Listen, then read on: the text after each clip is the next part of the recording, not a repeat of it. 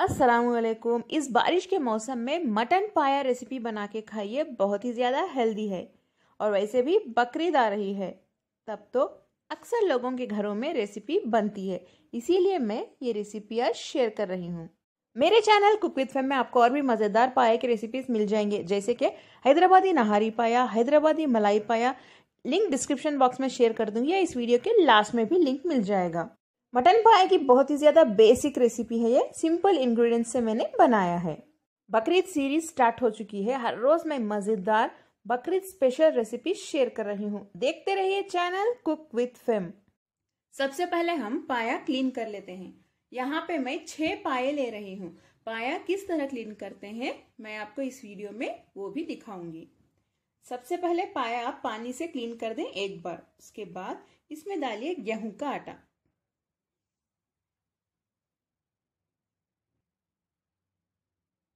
गेहूं का आटा मैंने इस स्पून से 5 स्पून डाला है। अब इसे अच्छे से मिक्स कर लें।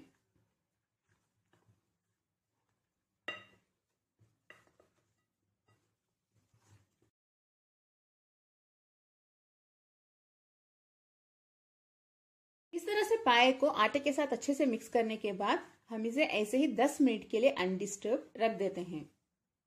10 मिनट हो चुके हैं। पाया अब हम क्लीन कर लेते हैं। देखिए इस तरह से करते रहिए, ये अच्छे से क्लीन हो जाएंगे। इसमें अगर कोई बाल भी बचा हो तो वो निकल जाएगा। इस तरह से रब करते रहिए अच्छे से। आप चाहें तो चाकू का भी इस्तेमाल कर सकते हैं। इस तरह भी क्लीन कर सकते हैं। देखिए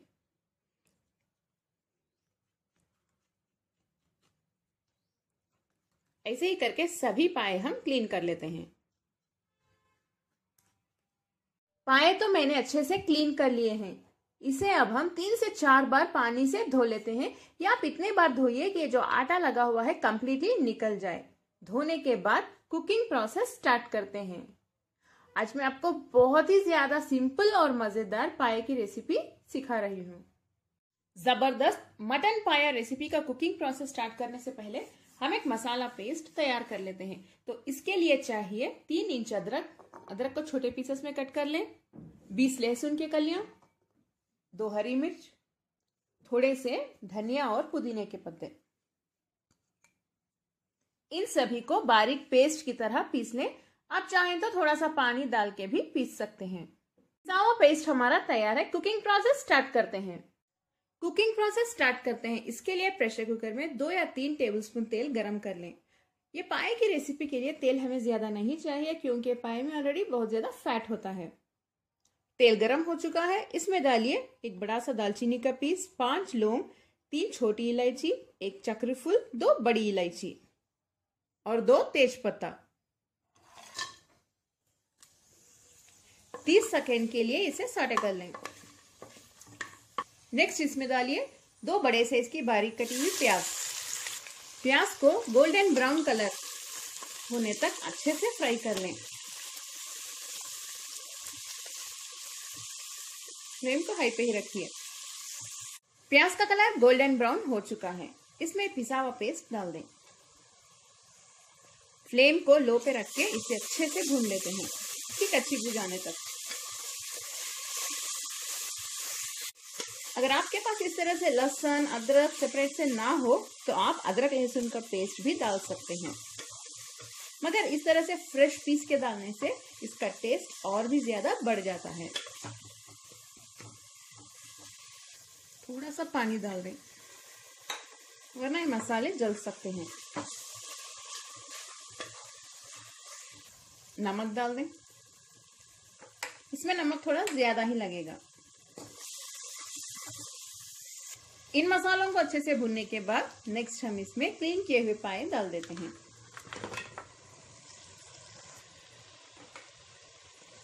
इसे भी मिक्स कर लें।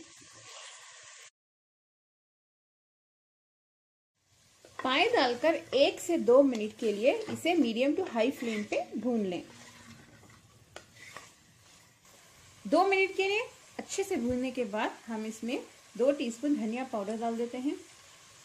लाल मिर्च पाउडर 2 टीस्पून, आप चाहें तो 1 टीस्पून भी डाल सकते हैं या इससे भी ज्यादा अगर आपको स्पाइसी ज्यादा पसंद हो तो। आधे से ज्यादा टीस्पून हल्दी, 1 टीस्पून जीरा पाउडर। फ्लेम को लो पे रख के डालिए ये सभी मसाले, इन्हें मिक्स कर लें।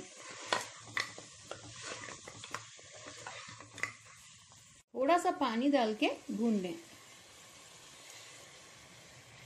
अब फ्लेम को हाई पे रख दें। जब हम लाल मिर्च पाउडर, धनिया पाउडर, जीरा पाउडर या हल्दी डालते हैं तब थोड़ा सा पानी डाल के ही भूनिए, वरना आपकी जो ग्रेवी है वो कड़वी हो सकती है। पाए के साथ इन सभी मसालों को मैंने अच्छे से भून लिया है। अब हम इसमें पानी डाल देते हैं।